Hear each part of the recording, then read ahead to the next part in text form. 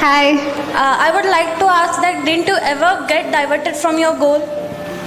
From my goal, okay. So I think for us, the biggest diversion that we ever can have is our cell phones and our social media. I mean, that's the biggest diversion I can say. Maybe because I didn't have a phone or a computer till my MBBS third year, it helped me a lot. It helped me not getting diverted. But at this present stage, I think it is a necessity to have it. But it's about, if you really want to win something, then you yourself will channelize your time, put it aside, and then utilize your time properly. You know how much time you want to use on your phone. You know how much time you have to study. So it's about how determined you are to actually win your goal. इनका नाम है तेजस्विनी मनोगना। ये एक doctor है, miss India है, Bharatanatyam artist है और yoga practitioner है और फिलैंथ्रोपिस्ट है और इसके अलावा एक इको एक्टिविस्ट है। इन्होंने ये खुद ने बात बोली है कि स्टूडेंट के लिए आजकल का जो सोशल मीडिया का कल्चर है उससे बचकर रहना कितना ज़रूरी है। नमस्कार दोस्तों, मेरा नाम है सम्राट और मैं आज की इस वीडियो में कुछ ऐसे एवरग्रीन क्वेश्चन को डिस्कस करने वाला हूं जो हर एक एग्ज़ाम में पूछे जाते हैं, लेकिन आप में से ऐसे बहुत कम बच्चे होते हैं जो एग्ज़ाम में इन क्वेश्चन का सही आंसर देकर आते हैं। तो ऐसे एवरग्रीन क्वेश्चन जो हर एक गवर्नमेंट एग्ज़ाम में बार बार पूछे जाते हैं उनको समझना आपके लिए भी बहुत ही ज़रूरी है। तो इसलिए इस वीडियो को लास्ट तक ज़रूर देखना। इस क्वेश्चन में बोला गया है कि नेशनल वाटरवे नंबर 2 कौन सी रिवर पर लोकेटेड है? महानदी, गंगा, ब्रह्मपुत्र, कावेरी। इसका आंसर हो जाएगा ब्रह्मपुत्र रिवर। 46% लोगों ने इसका करेक्ट आंसर दिया है। इसके बारे में कुछ और इम्पोर्टेंट पॉइंट देख लेते हैं। यहाँ पर देख लीजिए, नेशनल वाटरवे 2 ब्रह्मपुत्र रिवर का एक सेक्शन है जिसकी लंबाई 891 किलोमीटर है, जो कि बांग्लादेश के बॉर्डर और असम के सदिया में फैला हुआ है। ठीक है, इन दोनों के बीच की डिस्टेंस जो है 891 किलोमीटर है, उसको कवर करता है कौन? National waterway 2। और यहाँ से ये भी पूछा जाता है कि जैसे कि नेशनल वाटरवे 2 है उसका एक्ट कौन से ईयर का है? तो ये जो नेशनल वाटरवे एक्ट है ये 1988 का एक्ट है। ओके, तो ये भी छोटा सा क्वेश्चन यहाँ पर स्टेटमेंट की फॉर्म में पूछ लिया जाता है। इस क्वेश्चन में बोला गया है कि गुरु कुंचु कुरूप कौन से डांस से रिलेटेड है? तो ये चारों डांस दे रखे हैं, भरतनाट्यम, कुचिपुड़ी, कथकली और ओडिसी। इसका करेक्ट आंसर होगा कथकली। ठीक है, ये कथकली से रिलेटेड है। इसमें 18% लोगों ने करेक्ट आंसर दिया है। ठीक है, कथकली टेम्पल डांस है केरला का। ठीक है, और जो कथकली होता है उसमें 2 फॉर्म होती है डांस की, एक तो रामनाट्यम और कृष्णाट्यम। ठीक है, कथकली के नैरेट्स एपिसोड्स रामायण और महाभारत से होते हैं। और जैसे कि देख सकते हैं इन तीनों स्टेटमेंट के बारे में यहाँ पर भी बताया गया है कि जो कथकली है, ठीक है, कथकली केरला का टेम्पल डांस है। इसके अलावा गुरु कुंचु कुरूप है, ये जो साउथ केरला के ये फेमस डांसर है कथकली के।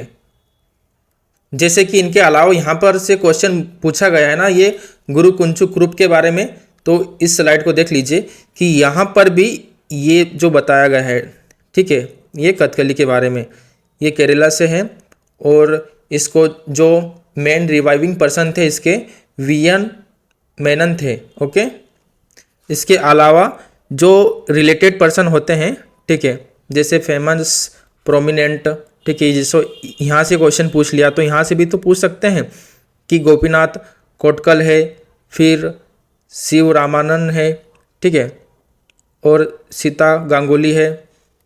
जैसे यहाँ से कथकली के बारे में पूछा है वैसे दूसरे भी डांस हैं, जैसे भरतनाट्यम, कुचिपुड़ी, ओडिसी, मणिपुरी, ठीक है, और कथक, शास्त्रीय, और ये हो गया मोहिनीअट्टम। ठीक है, इसके अलावा जो इनका जो ओरिजिन हुआ है ये वहाँ पर दे रखा है।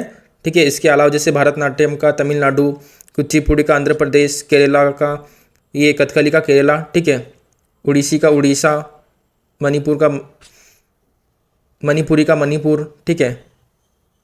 हालांकि देखिए ये तो सबको याद हो ही जाता है कि इनमें बहुत इजी होता है, आसान सा, लेकिन जहाँ पर ये फेमस प्रोमिनेंट से इनके दे रखे हैं ना, मतलब फेमस इनसे रिलेटेड जो व्यक्ति है उनके नाम दे रखे हैं, ठीक है, तो ये बहुत बार बार पूछे जाते हैं, तो इनको एक बार ज़रूर याद कर लेना, ठीक है। बहुत ज़्यादा इम्पोर्टेंट है ये वाले सारे के सारे। इनमें से मैं कुछ नाम के पढ़ के बता देता हूँ, ठीक है। जैसे भरतनाट्यम से रिलेटेड पर्सन कौन कौन से, यामिनी कृष्णामूर्ति, लक्ष्मी विश्वनाथम, फिर पद्मा सुब्रमण्यम, मृणाली साराभाई, फिर मल्लिका साराभाई, ठीक है। इस तरह से यहाँ से ये बताया गया है। इनमें आप इम्पोर्टेंट याद कर रख लेना, ठीक है। अगर पूरे याद रखना चाहो तो पूरे भी याद रख सकते हो। जैसे कि देखिए यहाँ से पहले से ही क्वेश्चन पूछ लिया गया था, इसमें भी ये चरण दास हो गया, फिर केलू चरण हो गया, फिर यहाँ पर नयन हो गया, सुवर्णा हो गया, ठीक है, फिर बिरजू महाराज हो गया, लच्छू महाराज हो गया, ठीक है, यहाँ पर सुनंदा नेयर हो गया, माधुरी अम्मा हो गया, ठीक है।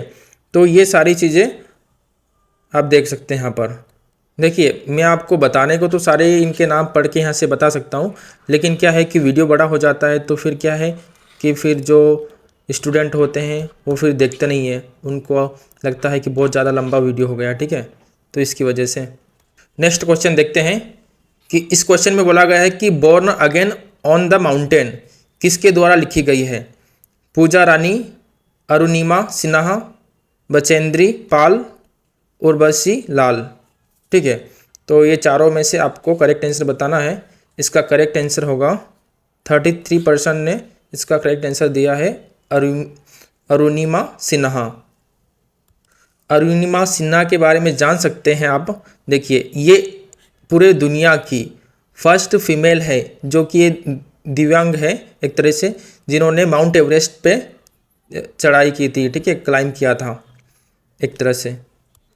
इनको पद्मश्री अवार्ड भी मिल चुका है और जो तेंजिंग नोर्गे अवार्ड होता है ये भी मिल चुका है। इसके अलावा क्या हो गया था कि ये एक्सीडेंटली इनका जो एक पैर है, लेग है, वो लूज़ हो गया था, मतलब कि एक तरह से डिसेबल हो गया था, ओके। इसकी वजह से इनको प्रॉब्लम्स का सामना करना पड़ा था और ये आज हमारे बीच में एक दिव्यांग है, ठीक है।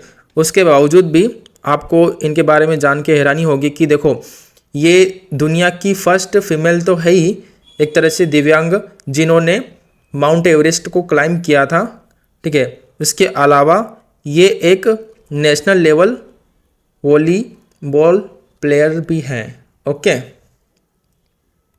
और इन्होंने ये 2013 में माउंट एवरेस्ट को क्लाइम किया था और दुनिया की पहली और ऐसा करने वाली दुनिया की पहली दिव्यांग बन गई। और इनके बारे में यहाँ पर देख सकते हैं कि देखो इनको फर्स्ट लेडी अवार्ड भी मिल चुका है 2016 में, और जैसे कि मैंने बता दिया ये Tenzing Norgay national adventure award होता है, ये 2015 में मिला था। इसके अलावा जो पद्मश्री अवार्ड है ये भी 2015 में मिला था, ओके। और देखो माउंट एवरेस्ट के अलावा भी ये इतनी सारी जो माउंटेन है ना, जो ये किलीमंजारो है, ठीक है, इसके अलावा माउंट किसी को, ठीक है, माउंट इल्बर्ट्स, फिर माउंट विंसन, ये सारी जितनी भी माउंटेन हैं जो बड़ी बड़ी, ये भी उन्होंने पहले भी इनको क्लाइम कर दिया है, ठीक है, इनके ऊपर भी इनको एक तरह से फतेह कर दिया है, ठीक है ना। उसके बाद में इन्होंने सोचा कि एक तरह से अब बस एक ही बचा है, वो है माउंट एवरेस्ट, तो ये कर लिया तो दुनिया में फर्स्ट में नाम आ ही जाएगा। इस तरह से ये था सब कुछ अरुणिमा सिन्हा के बारे में, ओके। नेक्स्ट क्वेश्चन देखते हैं। यहाँ पर बोला गया कि जो चाइल्ड मैरिज रिस्ट्रेंट एक्ट है वो कौन सी ईयर में पास किया गया था?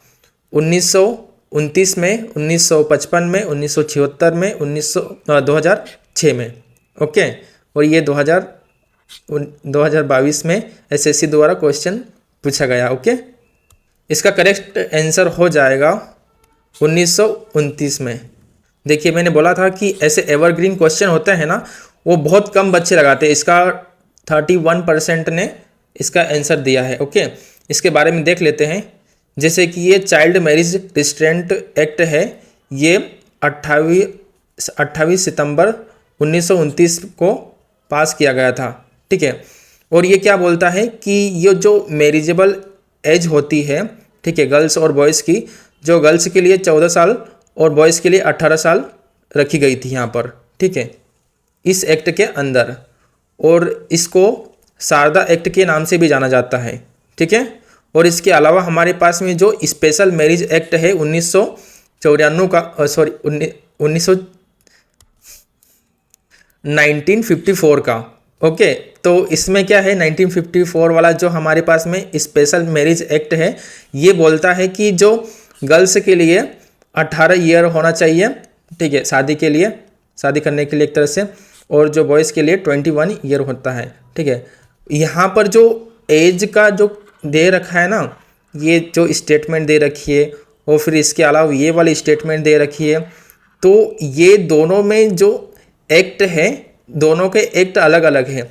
ये है चाइल्ड मैरिज रिस्ट्रेंट एक्ट 1929 का, और ये है द स्पेशल मैरिज एक्ट 1954 का, ठीक है। और इनके बारे में यहाँ पर भी देख सकते हैं, जैसे कि ये पर यहाँ पर बायजूस के बारे में, फिर नेशनल कमीशन फॉर वुमेन, जो कि, ठीक है, यहाँ पर इन्होंने इसके बारे में बता रखा है ये सारी चीज़ें। तो ये था आज का वीडियो, ठीक है। ये आपके लिए क्वेश्चन है, तो इसके बारे में बताना है कि जो स्टेट इलेक्शन कमीशन होता है वो किसके द्वारा अपॉइंट किया जाता है, ओके। ये 4 ऑप्शन दे रखे हैं, इसका करेक्ट आंसर आपको कमेंट में बताना है। और प्लीज़ अगर वीडियो अच्छा लगता है तो इस चैनल को सब्सक्राइब ज़रूर कर लेना, ठीक है, क्योंकि नेक्स्ट भी जो एवरग्रीन क्वेश्चन है ना वो आने वाले हैं। और ये एवरग्रीन क्वेश्चन तो मेरे तो फेवरेट होते हैं, क्योंकि ये अधिकतर पता है एग्ज़ाम में ऐसे पोर्शन को कवर करके ले जाता है कि आपने कभी सोचा भी नहीं होगा। एक तरीके से ऐसा होता है ना कि हम सोच के जाते हैं कि पूरा का पूरा एक तरह से करंट अफेयर और जो करंट में चीज़ें चल रही है वो सारी चीज़ें कवर करके चल जाता है ना, लेकिन जो एवरग्रीन चीज़ें होती है ना वो कवर नहीं करती, और बेसिक चीज़ें उनके बारे में पता नहीं रहती है, तो बहुत सारी चीज़ें फिर हम रह जाती है एग्ज़ाम में एक तरह से। और अगर बेसिक चीज़ क्लियर रहती है तो फिर एग्ज़ाम में ऐसा लगता है कि यार ये तो सारी चीज़ें अच्छे से पढ़ के रखी है, और बहुत अच्छे से फिर हम उसका आंसर देकर आते हैं। तो ये था आज का video. Thank you so much for watching this video. और प्लीज़ अगर आपको लग रहा है अच्छा कि इस चैनल से थोड़ा सा भी फ़ायदा हो रहा है तो आपके दोस्तों में शेयर ज़रूर कर देना, ठीक है, लाइक कर देना, शेयर कर देना और सब्सक्राइब कर देना।